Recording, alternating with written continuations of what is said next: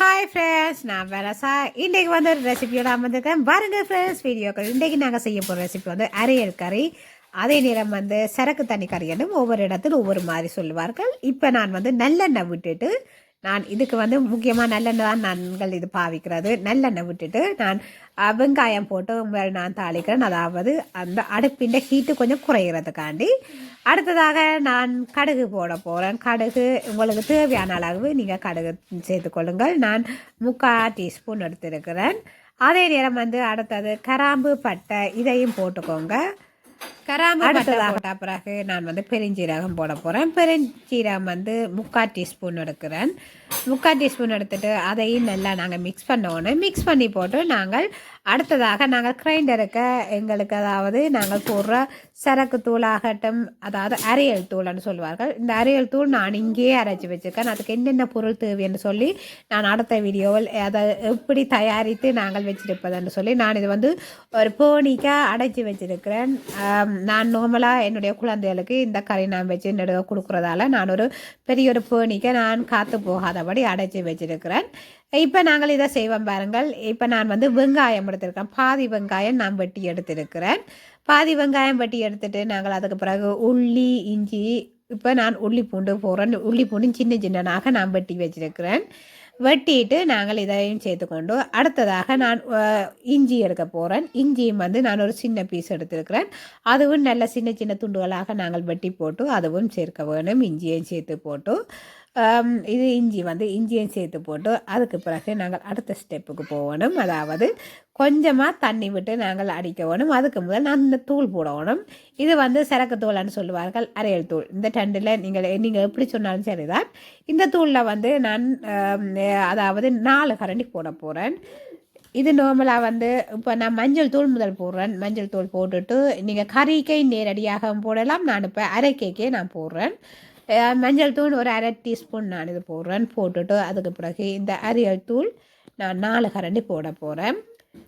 4 கரண்டி போட்டுட்டு நாங்கள் அதுக்கு பிறகு தண்ணியும் விட்டு நாங்கள் நல்லா பட்டாக நாங்கள் அரைக்க வேணும். அரைச்சி போட்டு தான் நாங்கள் கரைக்க சேர்க்க வேணும். நார்மலாக நீங்கள் மில்லில் திரிக்கிறண்டால் நீங்கள் நேரடியாக போடலாம். இது நாங்கள் கிரைண்டரில் நாங்கள் அடிக்கிறபடியாக கொஞ்சம் நறுவலாக இருக்கும். அப்போ அதனால் நான் திரும்பவும் தண்ணி விட்டு நான் இப்போ அடிக்க போகிறேன்.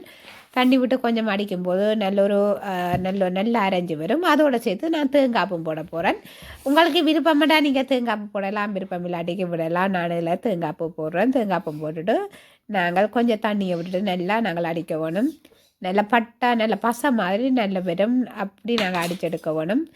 நான் இப்போ தண்ணி கொஞ்சமாக தான் இனி தான் சேர்க்க போகிறேன். அதாவது முதல் நான் தண்ணி விடையில் கொஞ்சம் அடித்து போட்டு இப்போ நான் தண்ணி இனி சேர்க்க போகிறேன். கொஞ்சமாக நாங்கள் சேர்த்து அடிக்க நல்ல அதாவது நல்ல பட்டாக வரும். நல்ல ஒரு களித்தன்மையாக வரும். இப்படி வந்த பிறகு நாங்கள் நல்லா அடித்து எடுத்த பிறகு நாங்கள் கரைக்க சேர்க்க வேணும். இப்போ நான் வந்து நல்ல திக்காக நான் அடித்து எடுக்கிறேன். நல்ல பசை மாதிரி வரும். இந்த பதம் வந்த பிறகு நான் அதுக்கு பிறகு நான் கரைக்க சேர்க்க போகிறேன். இப்போ பாருங்க, அடுத்ததாக நான் அதாவது நேரடியாக நீங்கள் கரைக்க சேர்க்கலாம். நல்ல பட்டா இருக்கணும், அதுதான் முக்கியம். இந்த பசை மாதிரி அதாவது நல்ல கெட்டியாக இருக்கணும். நல்ல கெட்டியாக இருந்தால் தான் நல்ல அரைப்பட்டு வரும். இப்போ நாங்கள் ஊரில் இருந்து எடுக்கிறோண்டா அவர்கள் அதாவது அரைச்சி அதாவது மில்லில் அரைச்சி போட்டு தான் தருவார்கள். உண்மையில் அது நல்ல பசையாக நல்ல பட்டாக இருக்கும். இது நாங்கள் கிரைண்டரில் அடிக்கிற கொஞ்சம் அந்த நறுவலாக இருக்கும். லைட்டான ஒரு நறுவல் தன்மை இருக்கும். அப்போ அதனால் நான் வந்து கூட இப்படி தான் செய்கிறது. இப்படி நீங்கள் செய்து பாருங்கள், மிகவும் ஒரு டேஸ்ட்டாக இருக்கும். இப்போ பாருங்கோ, அதாவது வெங்காயம் வந்து 3/4 பதத்தில் வதங்கி வந்துட்டது. நாங்கள் இனி இந்த பதத்தில் இந்த பேஸ்ட்டையும் இந்த கலவையும் நாங்கள் கலந்து அதாவது நல்லா அவிக்க வேணும். அதாவது பொங்கி வரும் மட்டும் அவிக்க வேணும். இப்போ வாங்கோ நாங்கள் இந்த கலவையை இந்த கறிக்கு சேர்ப்போம். இனி இப்போ பாருங்க, நான் சேர்த்து போட்டு அடுத்ததாக நாங்கள் ஒவ்வொன்றாக நாங்கள் சேர்த்து கொண்டு போகணும். இப்போ இந்த பேஸ்ட்டு உண்மையில் நல்லொரு திக்னஸாகவும் இருக்குது, அதே நேரம் வந்து நல்லொரு வாசனையாகவும் இருக்குது. நாங்கள் எல்லாம் சேர்த்து நாங்கள் இதுன்றதால இந்த தூள் எப்படி செய்கிறேன்னு சொல்லி நான் அடுத்தடுத்த வீடியோவில் உங்களுக்கு சொல்லித்தரேன். நீங்களும் அதன்படி இங்கேயே, அதாவது நாங்கள் இருக்கிற இடத்துலேயே செய்து உடனே நாங்கள் சாப்பிடக்கூடியதாக இருக்கும். நீங்களும் பாருங்கள். இப்போ பாருங்கோ, இந்த சாப்பாடு உண்மையில் அவ்வளோ கொல டேஸ்ட்டாக இருக்கும். ஏனென்றால் டெலிவரி ஆகின அம்மாமார்களுக்கு இந்த சாப்பாடு கட்டாயமாக கொடுப்பார்கள். அதே நேரம் வந்து அதாவது அட்டென்ட் பண்ண அந்த பிள்ளைகளுக்கு இந்த சாப்பாடு கட்டாயமாக கொடுப்பார்கள். ஏனென்றால் எங்கள்ட வயிற்று புண், அதாவது உள்புண் ஆறுறதுக்காக இந்த சாப்பாடு சாப்பிடுவீனம். நார்மலாக இப்போ இங்கே வந்து வெளிநாடுகளில் வந்து இப்போ டெலிவரி டைம் முடிஞ்சு 5 இல்லாட்டி 10 நாளுக்கு ஹாஸ்பிட்டல்லாம் வச்சுருப்பினோம். அதே நேரம் ஊரில் ஏண்டா ஹாஸ்பிட்டலில் இருந்தாலும் வீட்டு சாப்பாடு வரும். இங்கே வந்து அப்படி இல்லை. இங்கே ஹாஸ்பிட்டல்லே எல்லாம் தருவார்கள் எல்லா சாப்பாடும். அங்கத்தையால் நாங்கள் வீட்டை வந்த பிறகு எங்களுக்கு வீட்டில் இந்த சாப்பாடு தான் வரும். அப்போ அதனால் வந்து நாங்கள் கூட இந்த சாப்பாடுகள்லாம் சாப்பிடுவோம். அதே நேரம் வந்து இப்போ வெளிநாடுகளில் வந்து கூட இப்போ ஆக்களை பிடிச்சி தான் கூட வச்சு பார்க்குறவ, சில பேருக்கு வசதி வாய்ப்பு இல்லாதவ இப்போ தாங்களாகவே எழும்பி செய்யக்கூடிய ஒரு இதிலையும் இருப்பினும், சில இடங்களில் ஆக்களை பிடிக்க இல்லாத ஒரு நிலையும் இருக்கும். அப்படி இருக்க நாங்களாக தான் செய்ய வேண்டிய ஒரு நிலைக்கு நாங்கள் இருப்போம். அப்படி இருக்க நாங்கள் இந்த கரையை நாங்கள் செய்கிறது நல்லது, அதாவது செய்து பழகி கொள்வது நல்லது. இப்போ வந்து நான் உப்பும் போடுறேன், அதே நேரம் ஒரு மிளகாயும் போட்டு இருக்கிறேன். இப்போ மிளகாயம் போடுற நாங்கள் அதாவது நல்லா அவிய விட வேணும். அதே நேரம் வந்து இனி நான் மீனும் இதுக்கு போட்டு நான் சேர்த்து அவிய விட வேணும்.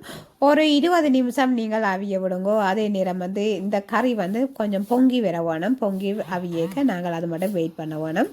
பொங்கி அவிஞ்ச அதுக்கு பிறகு நாங்கள் அதாவது புளி விட வேணும். இதுக்கு வந்து பல புளி விட்டுட்டு நாங்கள் பெந்துராக்க வேணும். இப்போ வந்து நான் மீனை போட்டு அவிய விடுறேன். இந்த கறி வந்து மிகவும் ஒரு டேஸ்ட்டாக இருக்கும். உண்மையில் அவ்வளோ டேஸ்ட்டாக இருக்கும். அதே நேரம் வந்து வீடெல்லாம் அப்படி ஒரு அட்டகாசமான வாசமாக இருக்கும். நாங்கள் ஊரில் என்றால் எங்களுக்கு அம்மிலான் எல்லாம் வரைச்சி செய்தறிவினோம். இங்கே வந்து என்ன செய்வது, நாங்கள் இப்படித்தான் செய்ய வேணும். இப்போ ஊர்லேயும் கூடுதலான ஆக்கள் இப்போ இதே மெத்தடில் வந்துட்டீங்கன்னா, அது முந்திய ஒரு காலங்கள்லாம் இப்படி தான் செய்திருவினோம். ஆனால் இப்போ எல்லாமே குறைஞ்சி வந்துட்டுது. இப்போ வந்து அதாவது இங்கே ஆக்களை பிடிச்சி தான் கூட இப்படி செய்வினோம். இந்த ஊரில் இருந்து தூள்கள் எல்லாம் எடுத்து போட்டு இங்கே ஆக்களை பிடிச்சி தான் செய்கிறவ.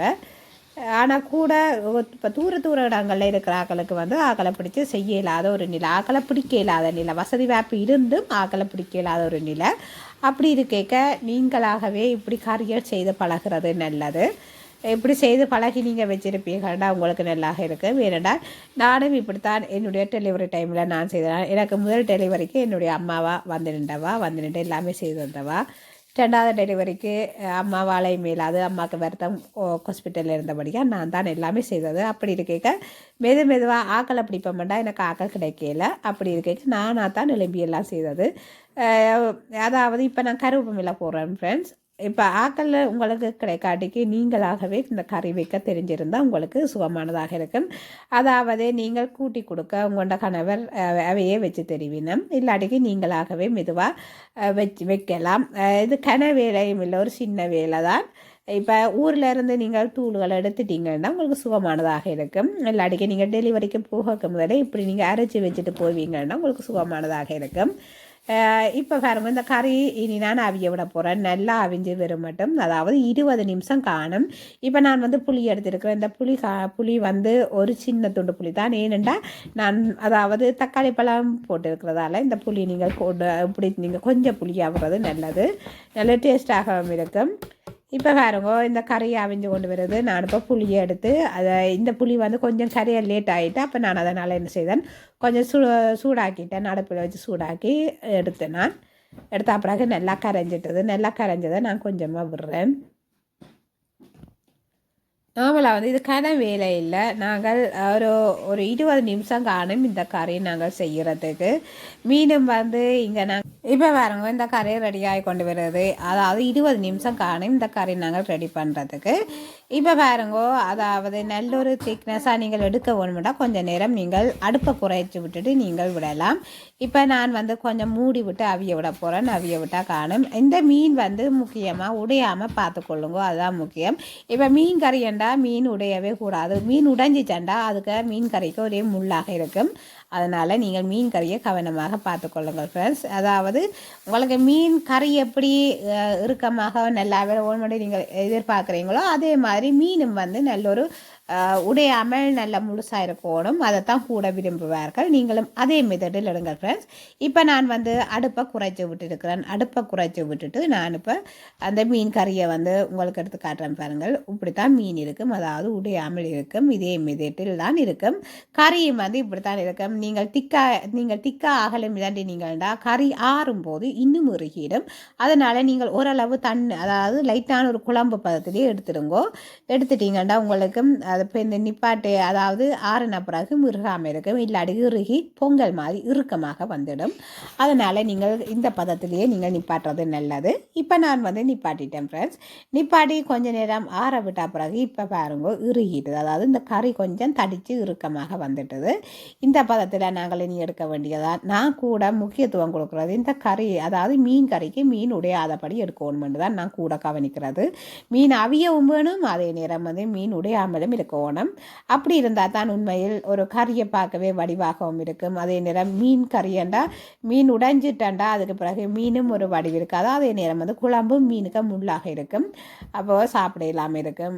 அதனால தான் நீங்கள் மீனை கவனிங்கோடு நம்ம சொல்கிறது. மீன் நல்ல வடிவாக அதாவது அவியம் வேணும், கரையாமல் இருக்கணும். நீங்கள் அதை கவனிச்சுட்டு நீங்கள் அதுக்கு பிறகு இப்போ நான் வந்து சர்வ் பண்ண வந்துட்டேன். பழமும் நல்லா கரைஞ்சி வந்துட்டுது. அதே நேரம் வந்து இந்த மீனும் உடையாமல் இருக்கணும், அதுதான் முக்கியம். நான் அதைத்தான் முக்கியமாக கவனிக்கிறது. மீன் உடையாமல் இருக்கணும்னு தான் நான் கூட கவனிக்கிறது. நீங்களும் இப்படி ட்ரை பண்ணி பாருங்கள் ஃப்ரெண்ட்ஸ். அதாவது ஒவ்வொரு பெண்களுக்கும் கட்டாயமாக இந்த கறி வைக்க தெரிஞ்சிருக்கணும். ஏனென்றால் எங்களுக்கு உடல் அதாவது உடலில் இயலாமல் போகும்போது, அதாவது காய்ச்சல் தடிமன்கள் வரும்போது நாங்கள் இப்படியான கறிகள் வச்சு சாப்பிட்றது எங்களுக்கு உடலுக்கு தைரியம், அதுதான் உண்டோ உடலுக்கு தைரியம். அதே நேரம் வந்து உடலில் எதுவும் புண்ணுகள் இருந்தால் எங்களுக்கு இதெல்லாம் இந்த கறி சாப்பிடும்போது எங்களுக்கு மாறிவிடும்.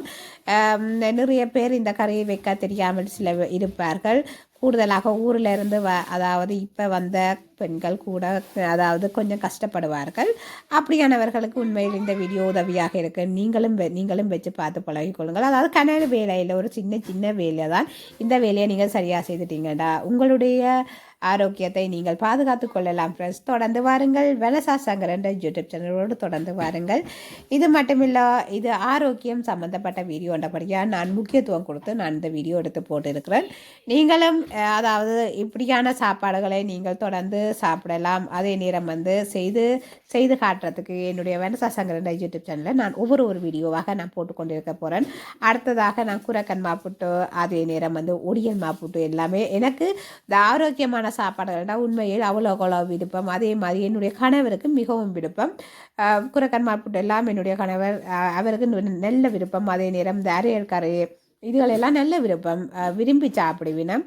உண்மையில் நாங்கள் விரும்பி சாப்பிட்ற சாப்பாடுகளை நாங்கள் எவ்வளவுதான் செய்தாலும் எங்களுக்கு விருப்பம் போகாது. அவ்வளோ விரும்பி சாப்பிடுவோம்.